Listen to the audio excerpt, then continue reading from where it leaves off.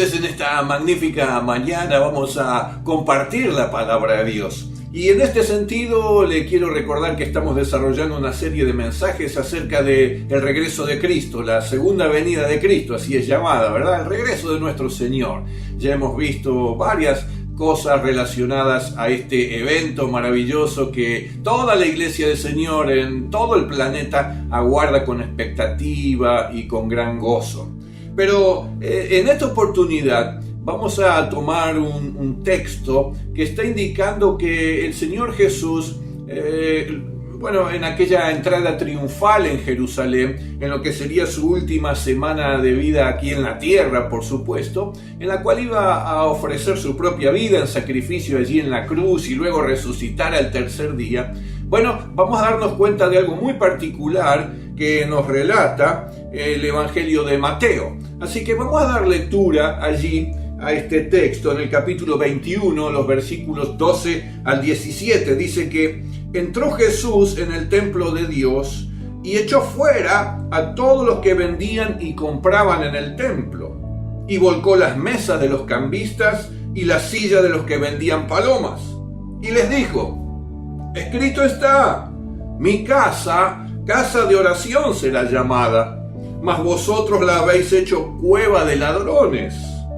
Y vinieron a él en el templo ciegos y cojos, y los sanó.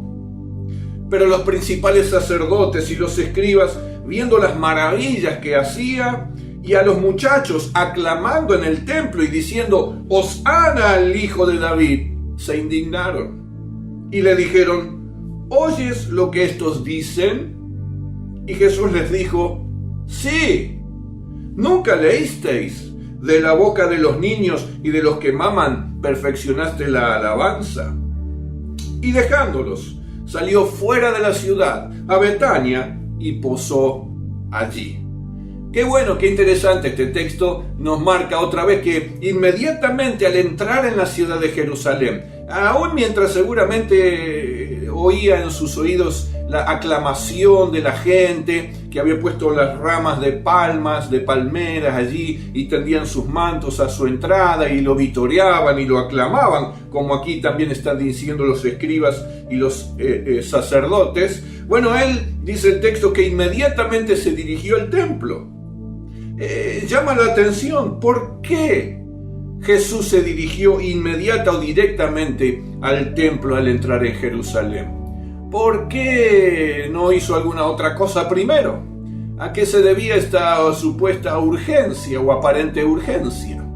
Pues bien, la respuesta que directamente encontramos también en la palabra de Dios es que Jesús fue directamente al templo porque Él estaba preparando su sacrificio, su muerte, su resurrección, su ascensión al cielo y luego su segunda venida. Pero dice el texto claramente que el juicio comienza por la casa de Dios. Así se titula este mensaje en esta mañana. Cuidado, porque el juicio comienza por la casa de Dios. Está muy bien que nosotros, los que somos discípulos del Señor, tengamos en cuenta estas cosas y no caigamos en actitudes o conductas o comportamientos que podrían deshonrar a nuestro Señor. Debemos estar preparados, pero con los comportamientos y actitudes correctas también, con un corazón correcto para recibir a nuestro Salvador y Señor. El juicio comienza por la casa de Dios. Así lo relata allí Mateo también. Pero no solo esto, sino que encontramos que ya estaba profetizado. El profeta Malaquías en el capítulo 3 y versículo 1 está dando cuenta de esto, diciendo que el Señor iba a venir repentinamente a su templo. Y aún en Ezequiel todavía una visión que tiene y una profecía que guarda una connotación mucho más tremenda respecto al juicio. Dice que Dios empezaría a juzgar allí en su casa, en el santuario. Así que aquí Jesús está ilustrando esto, que va a acontecer también cuando el Señor venga. Ya está aconteciendo, sabemos que hay allí una cuestión de tensión entre lo que va a acontecer y lo que ya está aconteciendo. Y esto es algo que ya se está produciendo. Por supuesto, dijimos el domingo pasado que la iglesia como novia está siendo preparada. Y esto también es parte del juicio de Dios sobre su propio casa o su propio templo. Jesús no tenía problemas con el edificio, está claro, ¿no es cierto? No es que él dijo, che, esta ventana está mal ubicada acá, esa puerta tendría que haber sido colocada en otro lugar. No era con el edificio. Así que usted y yo sabemos que al referirse al templo se está refiriendo a la casa del Señor, allí donde Él habita. Y Él habita en medio de su pueblo. Él estaba queriendo simbolizar y significar con eso su propia iglesia. Usted y yo, todos aquellos que hemos comprometido nuestra vida con Él. Y esto es lo que debemos remarcar, que este juicio comienza por nosotros mismos, como pueblo del Señor y como iglesia. Eran ellos los que necesitaban ser disciplinados y juzgados en ese tiempo. Eran aquellos que iban al templo y con las actitudes de los que iban al templo sobre todas las cosas.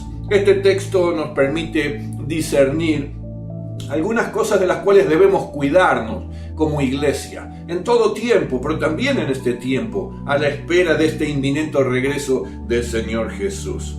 Una de las cosas es que hay que cuidar el templismo, hay que tener cuidado con el templismo. Allí en aquel tiempo, en el tiempo de Jesús, ya también se había generado una centralidad en el templo de toda actividad religiosa. Pero esto era para mantener el control de todo. Aquellos que estaban a cargo del templo y de las cosas que ocurrían en el templo, de esta forma podían tener el control y ejercer el poder sobre todo lo que acontecía. Todo debía pasar o hacerse en el templo. Todo ese sistema religioso que habían elaborado y armado sostenía que el templo era el único lugar donde uno podía ser perdonado por Dios.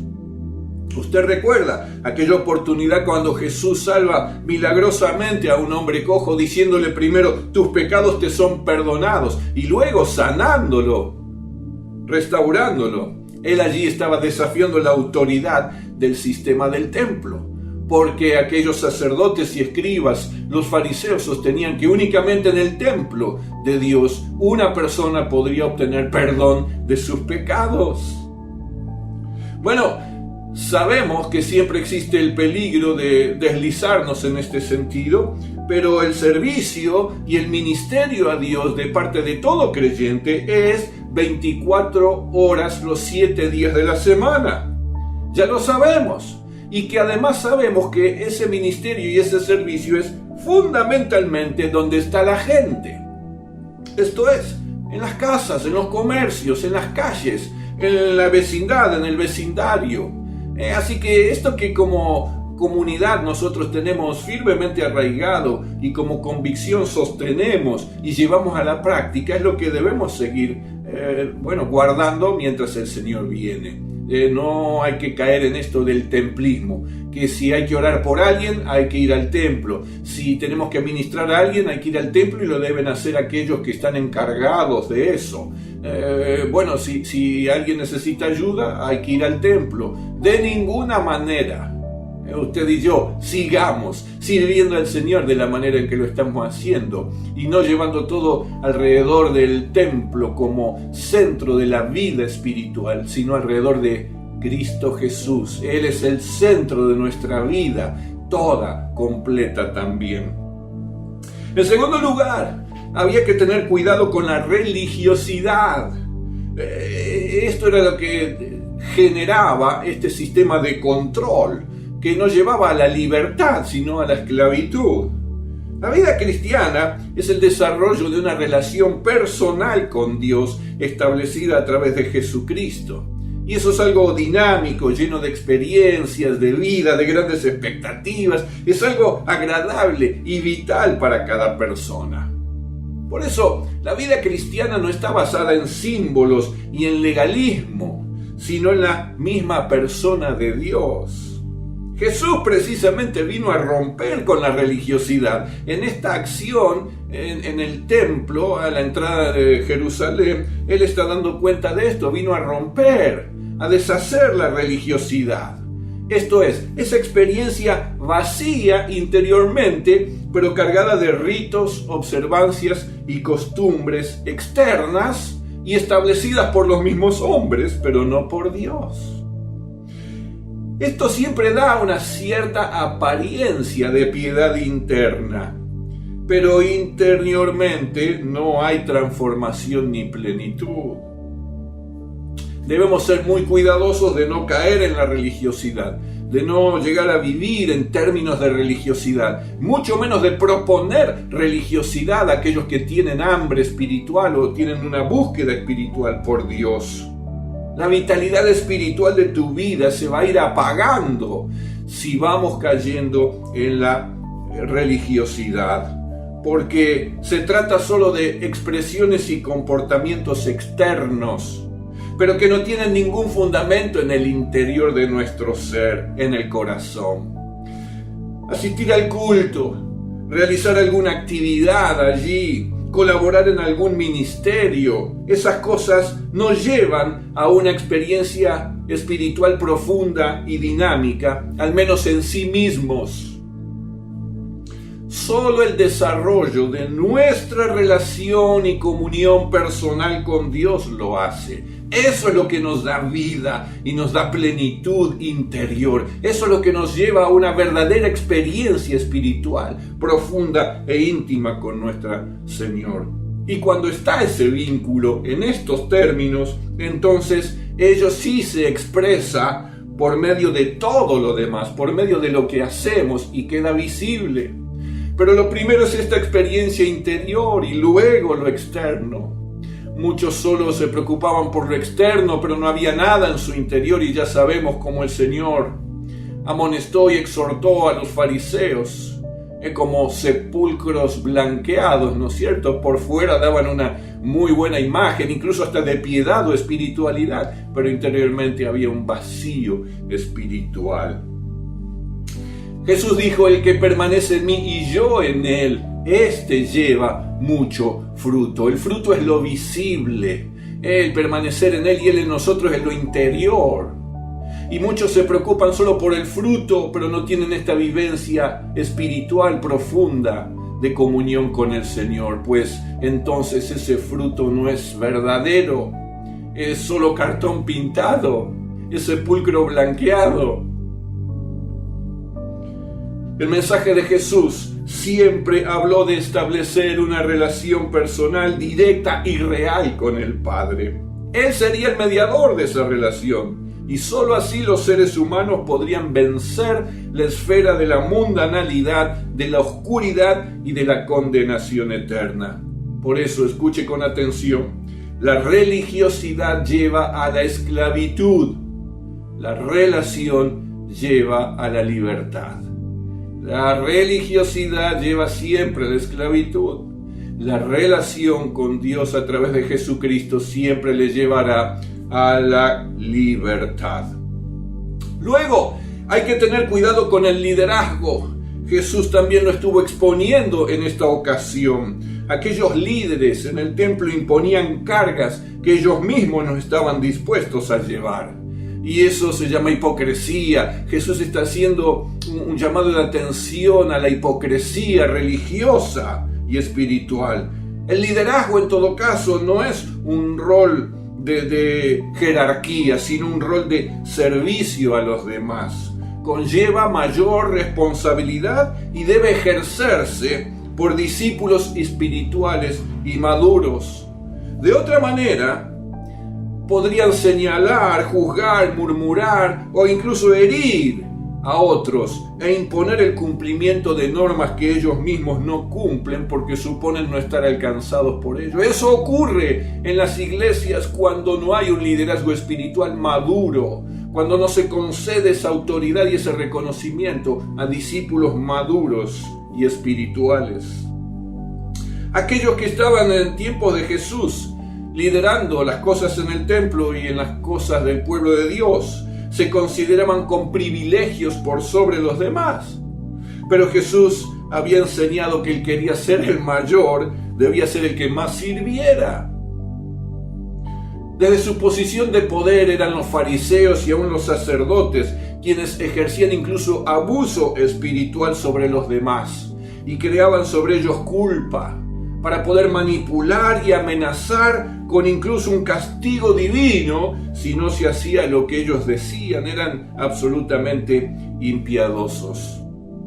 Y luego hay que tener cuidado con los abusos y o profanaciones en el templo, en la casa, en el pueblo de Dios. Jesús les llamó a que lo que ellos estaban haciendo y habían convertido en la casa de Dios era una casa de mercado, una cueva de ladrones, les llama de una manera más específica. Se había transformado como en una oficina de negocios moderna, ¿no es cierto? Como si fuera una financiera y ofreciera cambio y hubiera allí arbolitos ofreciendo cambio. Claro, la gente iba para comprar los animales que debían ser ofrecidos en sacrificio, pero en todo ello había un sistema de corrupción, de abuso. El profeta Jeremías en el capítulo 7 ya dice: es cueva de ladrones delante de vuestros ojos esta casa sobre la cual es invocado mi nombre. He aquí que también yo lo veo, dice Dios. Ya el profeta Jeremías se está dando cuenta de esta mirada de Dios sobre su casa y él se estaba dando cuenta que ya se había transformado en una cueva de ladrones. Aquí Jesús lo está confrontando, aquí Jesús lo está enfrentando, poniendo en evidencia y corrigiendo para que eso no volviera a ocurrir en su casa, la casa de Dios. Por eso debemos ser cuidadosos. El templo es un lugar sagrado, es un lugar dedicado exclusivamente para la adoración a Dios. Todo lo que se apartara de eso sería, consideramos, anatema, una profanación. Por eso, como dice en el Evangelio de Juan, refiriéndose a este texto que estamos desarrollando, que Jesús haciendo un azote de cuerdas, se lo puede imaginar, ¿no es cierto?, echó fuera del templo a todos, los echó fuera del templo, y las ovejas y los bueyes, y esparció las monedas de los cambistas y volcó las mesas. Bueno, para muchos esto podría haber sido una acción desmedida, exagerada y hasta violenta de parte de Jesús, inadmisible en todo caso en el Hijo de Dios. Pero lo que estamos notando es que él estaba expresando su ira interior, su enojo, su indignación por aquello en lo que habían transformado la casa de Dios. Así que más allá de la manera en que lo ha estado haciendo, él estaba ejerciendo este juicio, y el juicio comienza por la casa de Dios. Por eso debemos ser cuidadosos. Cuando Jesús expulsó a esos cambistas del templo, expuso la corrupción del impuesto que era demandado, del escandaloso tipo de cambio monetario que había al comprar los animales y la deshonestidad de aquellos que vendían los mismos para el sacrificio.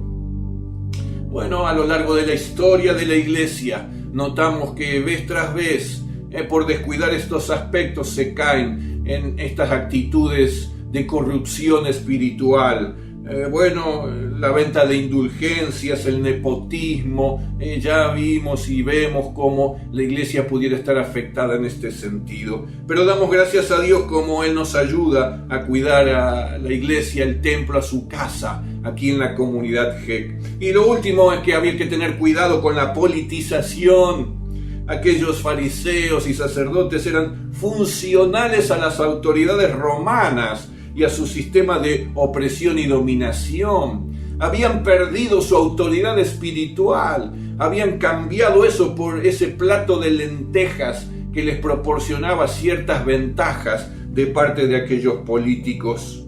Hoy día también tenemos que tener cuidado con esto. La política basada en la conveniencia y no en las convicciones, solo para quedar bien, o para obtener algunas prebendas, algunos beneficios, o para acomodarse, estar mejor.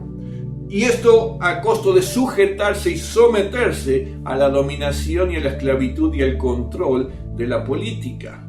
Por eso estoy hablando de la politización, no de que podamos ejercer influencia en ámbitos políticos e incluso ejercer específicamente la política. Estoy hablando de esto que es un deterioro y una tergiversación, una distorsión de lo que es la política. Pero en todo caso, prestemos atención a lo que sí debe seguir ocurriendo en el templo, en la casa del Señor, mientras Cristo está de regreso. Ya sabemos que la casa de Dios no es un lugar donde se puede buscar ventajas personales o para buscar beneficios egoístas. La casa de Dios era, es y seguirá siendo hasta que Él venga un lugar sagrado, una comunidad santa, una comunión espiritual, precisamente para crecer en la fe, para crecer juntos en la fe y además para guiar a otros a Cristo. Para esto está la casa, el pueblo, la familia de Dios, el templo de Dios. Jesús mismo dijo, ¿por qué convirtieron en cueva de ladrones la casa de Dios, que es casa de oración? Él mismo lo definió así.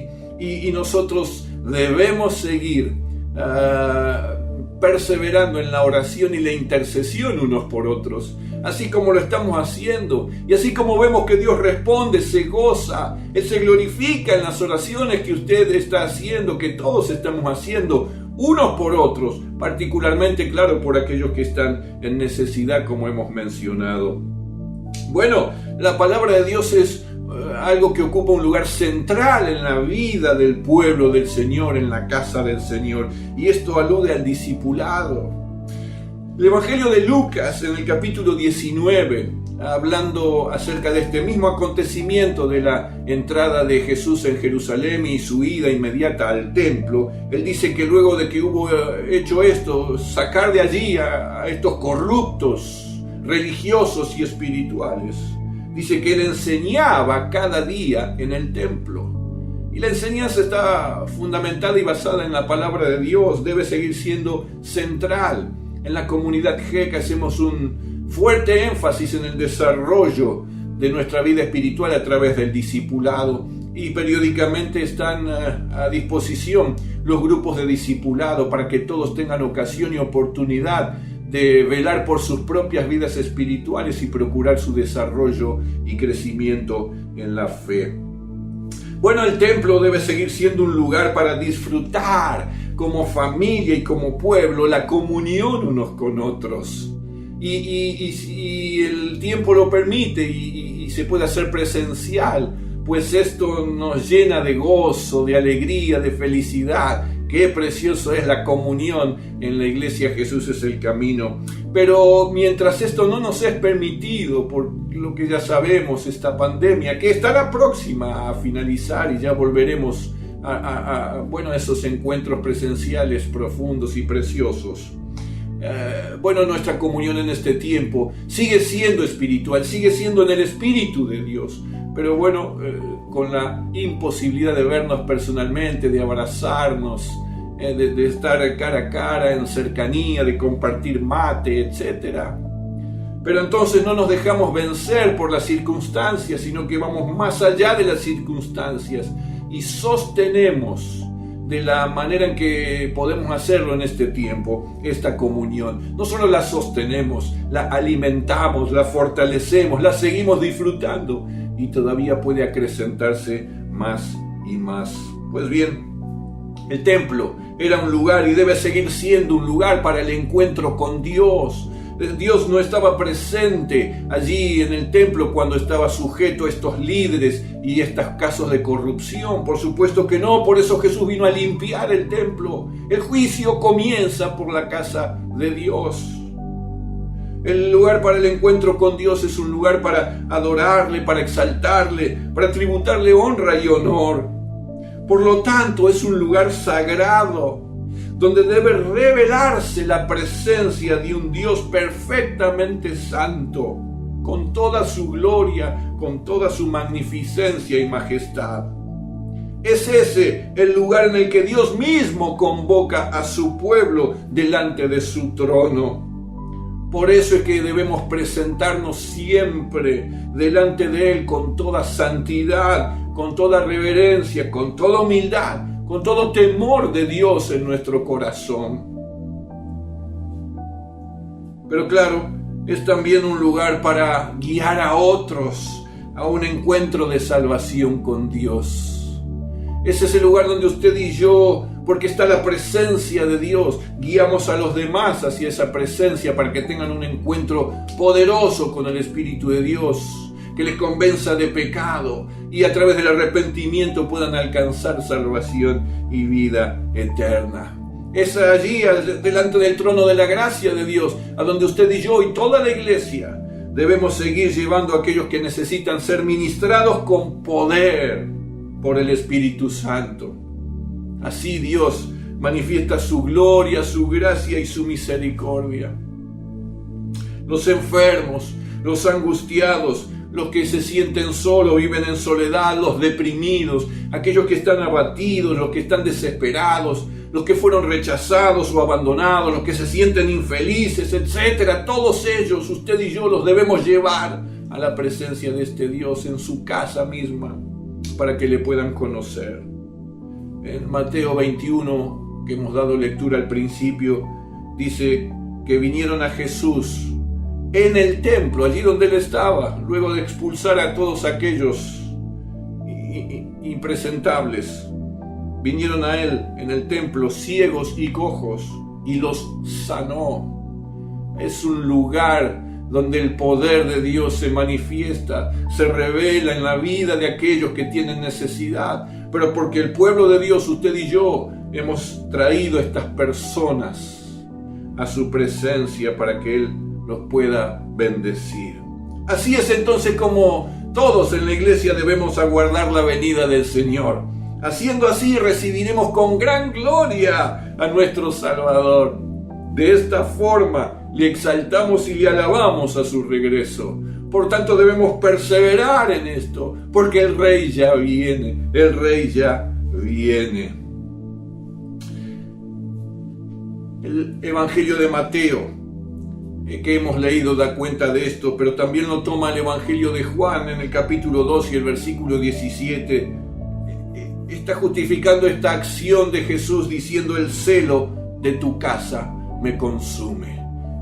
Este ardor, esta ira santa, ¿no es cierto?, esta indignación de Jesús era porque el celo de su casa, la casa del Padre, la casa de Dios, lo consumía. Y el templo te representa también a ti, por lo cual podremos decir que el celo por ti consume a Jesús.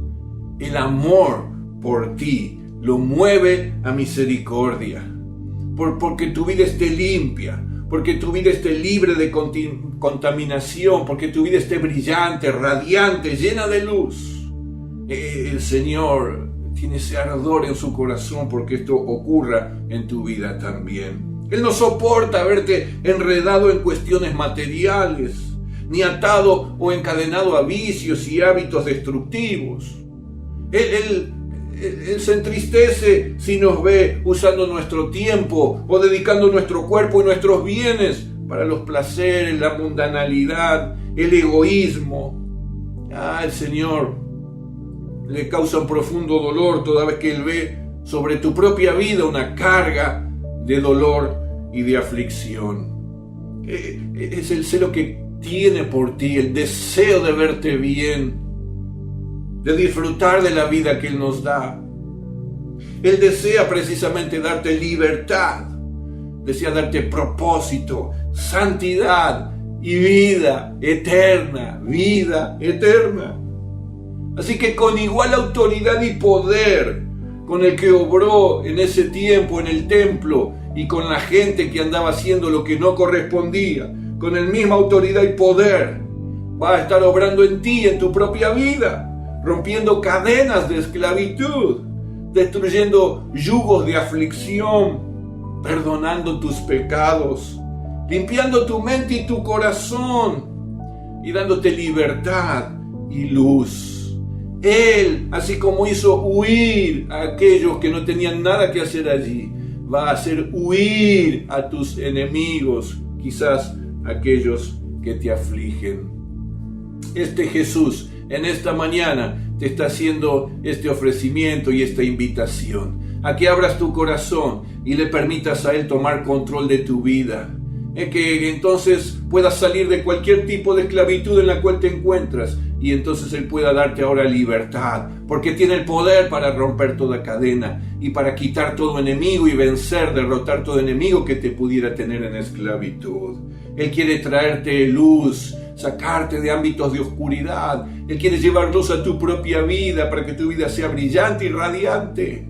Él quiere sacarte de estas experiencias de dolor y de aflicción, y quiere darte y regalarte vida eterna. Quisiera usted aceptarlo en esta mañana. Quisiera usted aceptar esta invitación que Jesús le hace. Si este es el deseo de su corazón, primero hay que soltar y hay que renunciar a todo lo anterior. Hay que arrepentirse de todo ello y comprometerse de aquí en más. Arrepentirnos de no haberle dado el lugar a Dios antes en nuestra vida y haber tenido que equivocarnos y sufrir tanto. Y ahora entonces comprometernos para que de aquí en más vivamos de acuerdo al diseño de Dios y para que eso traiga bendición a nuestra vida. Entonces, si usted toma esta decisión en esta mañana, tendrá parte. Será uno o una de aquellos para los cuales Jesús está viniendo. ¿Y a qué viene? A buscarnos. ¿Para qué? Para llevarnos a su gloria eterna. Todo aquí terminará. Todo el dolor y la aflicción cesarán aquí, en la tierra y en el cielo. Y Él quiere darle esa bendición y ese regalo en Cristo Jesús. Así será usted lleno y llena de la presencia y del amor de Dios. Y su gloria y su poder se van a manifestar en su vida. Permítame tener una palabra de oración para finalizar. Y luego de la oración le voy a pedir que usted tome una decisión en esta mañana. Padre, gracias por tu palabra. Gracias, Señor, por recordarnos y exhortarnos a que nuestra vida como discípulos tuyos, como templo, casa tuya, esté en condiciones, Señor, en condiciones de santidad, en condiciones de servicio, en una comunión santa y profunda, que estemos, Señor, ejercitando la alabanza y la adoración sinceras a tu nombre, que estemos, Señor, ministrando a todas aquellas personas que aún no te conocen, llevándolas a tu presencia, delante de tu trono de gracia, para que te conozcan a ti, el único y suficiente Salvador y Señor, Cristo Jesús, pero también para que el poder de tu Espíritu Santo pueda obrar en la vida de ellos.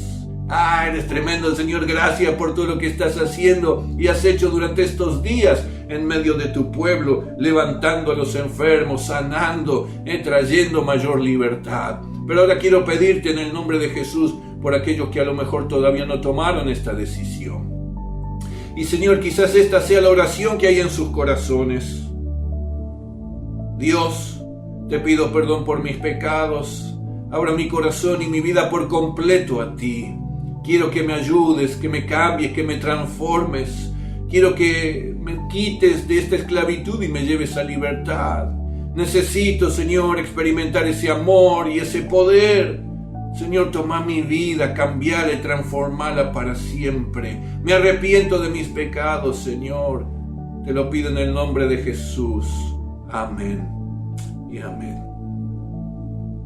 Y quizás usted en esta mañana se siente identificado con esta oración. Quizás es usted quien quiere abrir su corazón a Dios para que Él pueda tomar su vida y cambiarle y transformarle para siempre. Si es así, le pido que por favor lo coloque allí en el chat. Ponga, entrego mi vida a Dios. Quiero recibir a Dios en mi vida. Una sencilla expresión así. 2 cosas. Vamos a estar en contacto con usted y nos gozamos por esa decisión que usted ha tomado. Estaremos orando y acompañándole también en este camino hacia la vida eterna.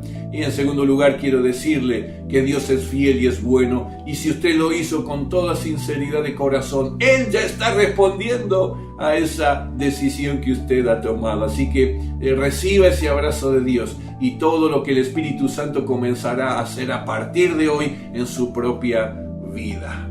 Le bendigo a usted y bendigo a todos y a cada uno de los que ha formado parte de este precioso encuentro. Le damos toda la gloria y toda la honra para el Señor.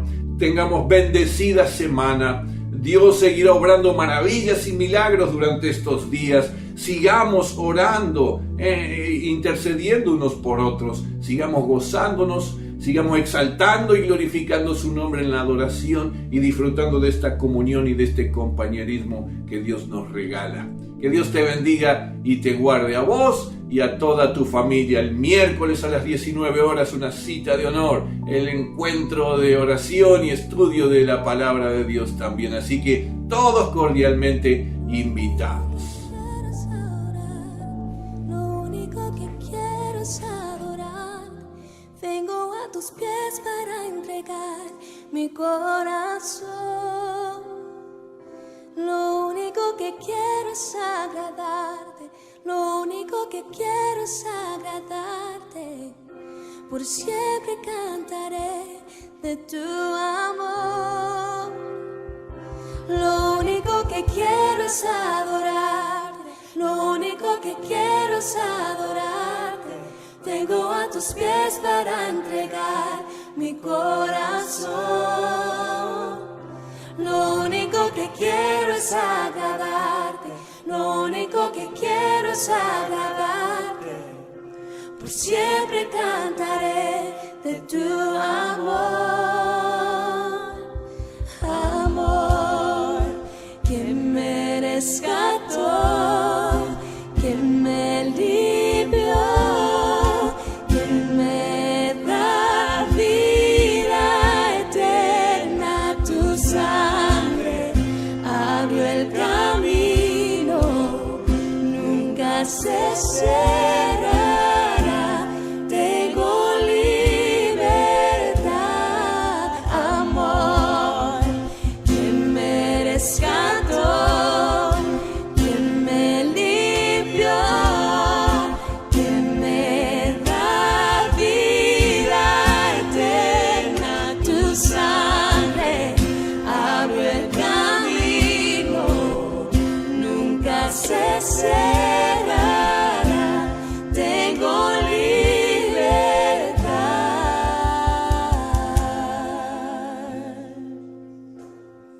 No, tengo libertad.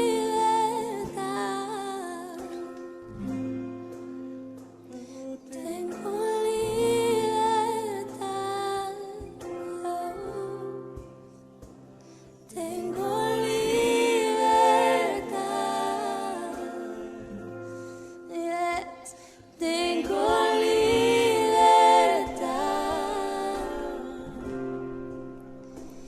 Tengo libertad. Oh, tengo libertad.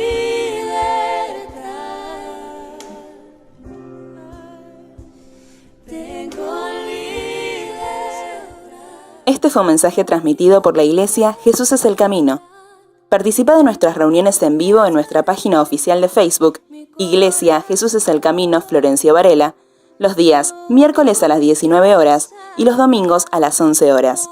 Interactúa con la Iglesia GEC a través de nuestras redes sociales. Nos encontrás en Instagram como Iglesia GEC, en Twitter @Iglesia GEC y en YouTube Comunidad GEC. Hacenos saber de vos. Estamos a la distancia de un clic. Contáctate con nosotros. Dios te bendiga. Tengo a tus pies para entregar mi corazón. Lo único que quiero es agradarte. Lo único que quiero es agradarte. Por siempre cantaré de tu amor. Amor que me rescató, que me limpió, que me da vida eterna. Tu sangre abrió el camino, nunca se cerrará. Tengo libertad, amor que me rescató, que me limpió, que me da vida eterna. Tu sangre abrió el camino, nunca se cerrará.